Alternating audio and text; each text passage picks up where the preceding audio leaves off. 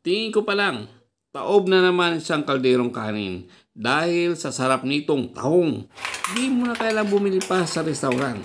Tara, samahan niyo ko, magluluto tayo ng garlic butter tahong. Meron akong biniling tahong sa palengke, 1 kilo lang. Nalinis ko na to kanina. Ulitin ko na lang. Yung dito, yung may bigote ba to o balbas niya, tinanggal ko na rin isa-isa. Ulitin ko na lang na huhugasan. Inisa-isa ko kanina to, kiniskis ko rin para siguradong malinis.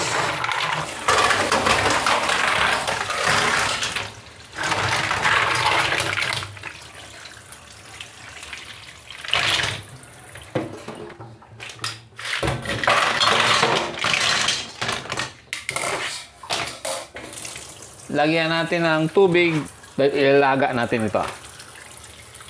Takpan natin at pakukuluan lang natin siya ng 3 minutes hanggang sa siya ay bumuka. Yan, buksan natin. Yan, kumulo na. Yan, makikita natin, oh, medyo bumuka na siya.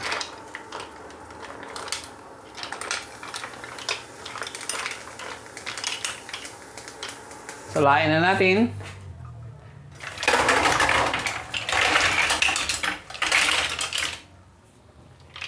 Palamigin lang natin to. Tapos mamaya hatiin natin. Alright mga papsi, ito na. Medyo malamig na siya. Hatiin natin. Ganyan. Tapos ito iiwan natin. Tatabi natin yan.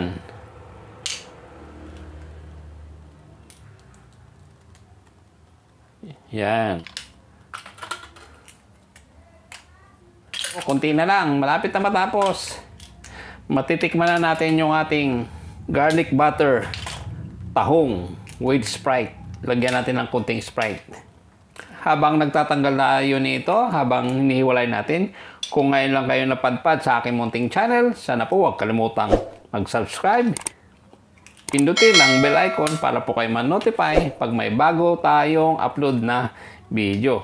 Tulad nito, magluluto tayo ng garlic butter tahong with Sprite.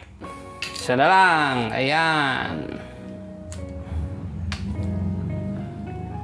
Tabi natin to. Start na tayo. Maglalagay na tayo ng 75 grams na butter.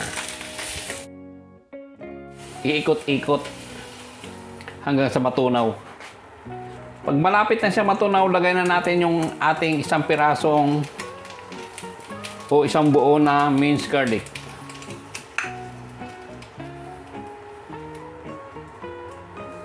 Tuloy lang tayo sa paghalo. 1 pirasong buong onion ang nilagay natin. Hindi ko nabuksan ang camera nang ilagay ko yung onion. Ito, translucent na yung ating onion, kaya ilagay na natin yung ating crab paste. 2½ tablespoon.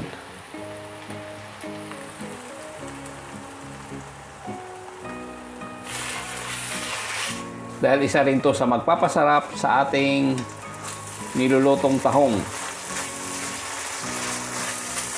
Lagyan natin ng 2 tablespoon na tomato paste. 1½ tablespoon ketchup.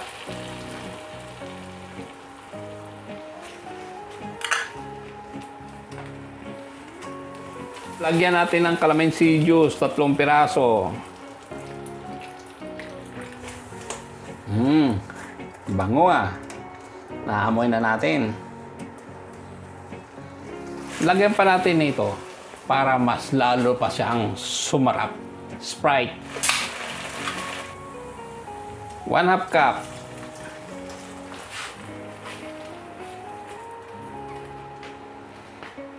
Ayan.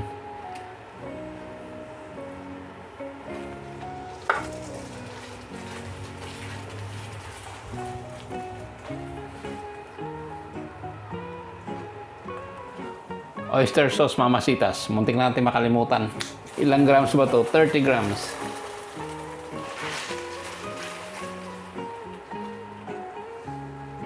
Tuloy-tuloy lang tayo sa paghalo. Sabi nila, mikos-mikos. Ayan, minikos-mikos na natin para halo-halo yung ating mga ingredients. Siyempre, lagay na natin yung ating 3 pirasong ceiling green. Tuloy-tuloy lang tayo sa paghalo. Kasama ng ating 3 pirasong ceiling green. Wala akong nabiling siling labuyo kanina. Nakalimutan ko.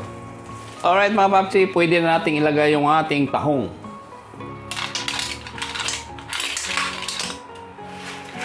Ayan, mikos-mikos na natin.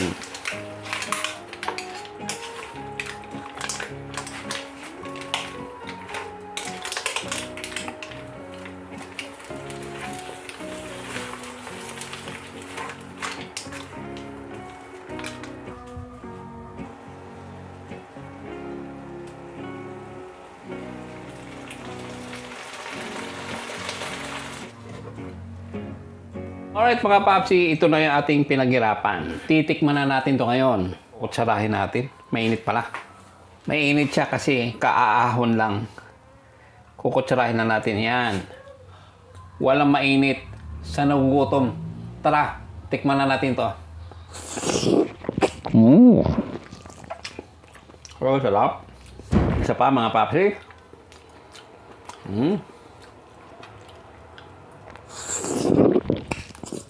Wow.